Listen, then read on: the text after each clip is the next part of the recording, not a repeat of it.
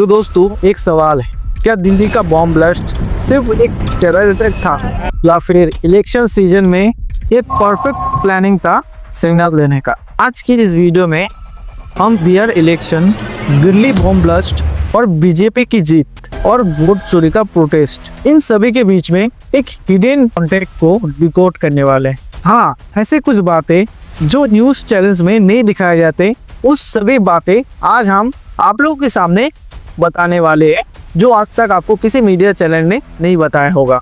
तो चलो शुरू करते हैं। शुरू करने से पहले आप लोगों को ये बता देना चाहता हूँ, अगर आप लोगों को ये वीडियो पसंद है तो एक लाइक कर देना, अपने फ्रेंड्स के साथ शेयर कर लेना और हमारे इस चैनल पे नए हो तो हमारे चैनल को सब्सक्राइब जरूर करना। चलिए शुरू करते हैं। सबसे पहले बात करते हैं दिल्ली बॉम्ब ब्लास्ट की उस रात की। 10 नवंबर 2025 रेड फोर्ट के पास एक कार में बॉम्ब फटा और कुछ लोग उसमें इंजर्ड हुए और कुछ लोगों का मौत हो गया। सारी एजेंसीज एकदम से ऑन मोड पे आ गए। गवर्नमेंट के द्वारा एक बयान आया जिसे टेरर अटैक के नाम से बोला गया और एकदम से मीडिया का ध्यान पूरा का पूरा उस टेरर अटैक और सिक्योरिटी में चला गया। एक इंटरेस्टिंग बात यह है कि ये सब कुछ इलेक्शन एटमॉस्फेयर के बिल्कुल बीच में हो रहा था। तो अब इन्वायरमेंटल ऑलरेडी हीट, ऊपर से एक बॉम्ब ब्लास्ट, एकदम से एक नैरेटिव सेट हो गया। अब आते हैं बिहार इलेक्शन के ऊपर। बिहार का इस 2025 का इलेक्शन एकदम भी सेफ नहीं था और इजी नहीं था। ग्राउंड पे अनएम्प्लॉयमेंट और कास्ट टेंशन चल ही रहा था। ऊपर से सरकार द्वारा एक और नया टेंशन डाला गया, SIR, फिर सरल भाषा में समझिए तो वोटर लिस्ट में चेंजेस। जब SIR चालू हुआ तब ऑपोजिशन की तरफ से एक बयान आया कि रातों रात नाम काटे जा रहे हैं, नए नाम डलवाए जा रहा है और कुछ नामों को हटाया जा रहा है।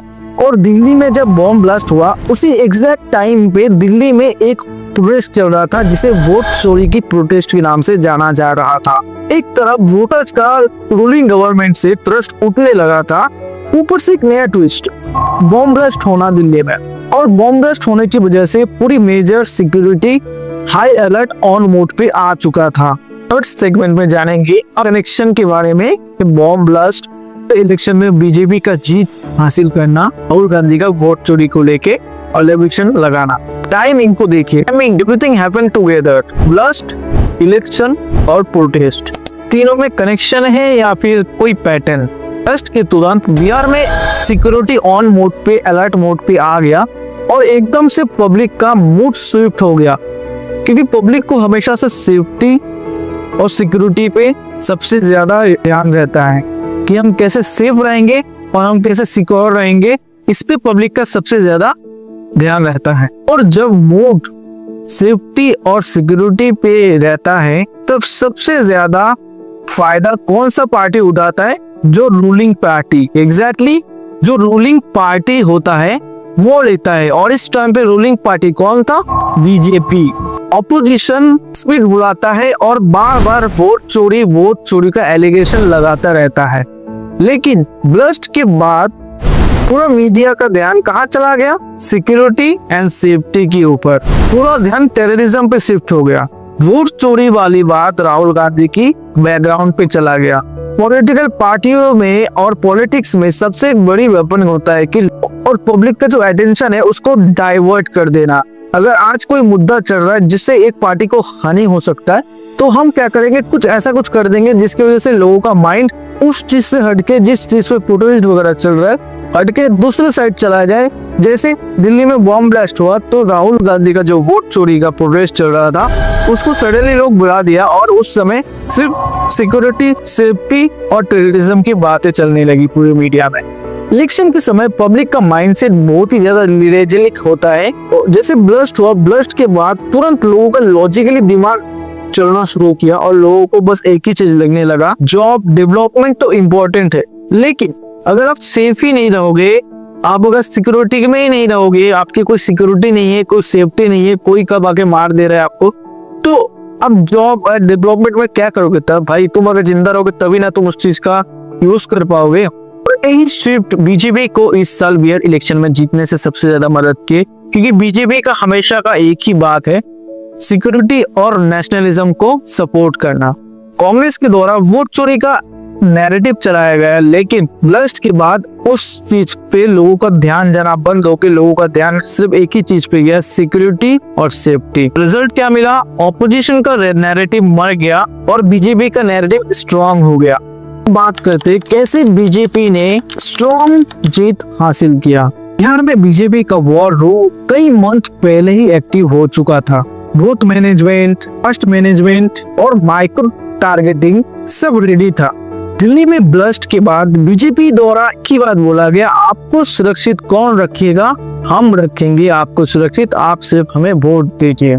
ये एक साइकोलॉजी पुश था जिससे भी अन वोटर जो बीजेपी वोट नहीं करते थे वो भी बीजेपी के पक्ष में आने लगे और भारी मतों से बीजेपी का जीत तय था।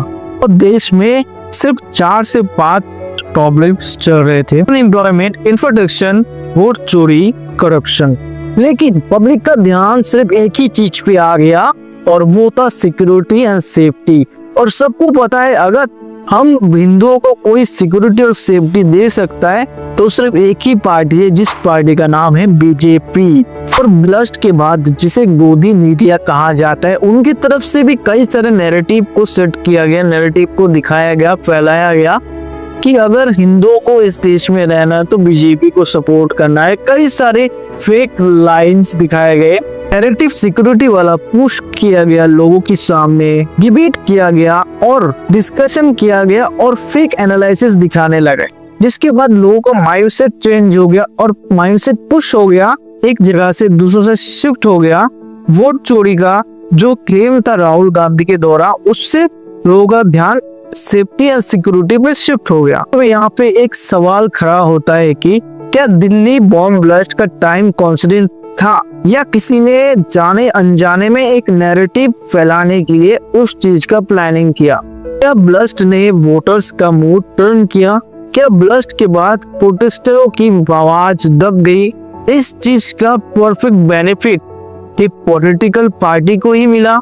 ये तीनों क्वेश्चन का आंसर है यस, सब एक पॉलिटिकल पार्टी को जिसके बेनिफिट मिला और जिसकी वजह से ये सभी चीज हुआ है। तो दोस्तों ये सारी चीजों का कनेक्शन अभी तक प्रूव तो हुआ नहीं है, लेकिन अगर इन सभी को जोड़े एक पैटर्न में तो आपको समझ आएगा कि ये तीनों का कनेक्शन तो है। पब्लिक मूड और पॉलिटिकल आउटकम को अगर जोड़ो तो क्लियरली एक पैटर्न जरूर बन रहा है इसमें।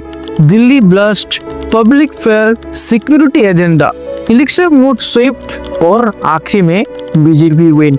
सिंपल एक पैटर्न की तरह दिखाई दे रहा है। अब ये बताओ क्या ये कोई कॉन्सिस्टेंसी है या इलेक्शन सीजन का हिडन मैकेनिज्म? कमेंट में अपना ओपिनियन जरूर लिखना और आपको अगर ये हॉनेस्ट ब्रेकडाउन पसंद आया हो तो लाइक करें, कमेंट करें, अपने दोस्तों के पास शेयर करें और हमारे इस चैनल पे नए हो तो चैनल को सब्सक्राइब करें। आप हमें कमेंट में बता सकते हैं कि आपको नेक्स्ट वीडियो किस टॉपिक पे चाहिए, हम आपके लिए उस टॉपिक पे क्लियर कट और डिकोड वाला वीडियो आपके लिए जरूर लाएंगे। मिलते हैं अगले वीडियो में, तब तक के Tata. You are dealing with the wrong person.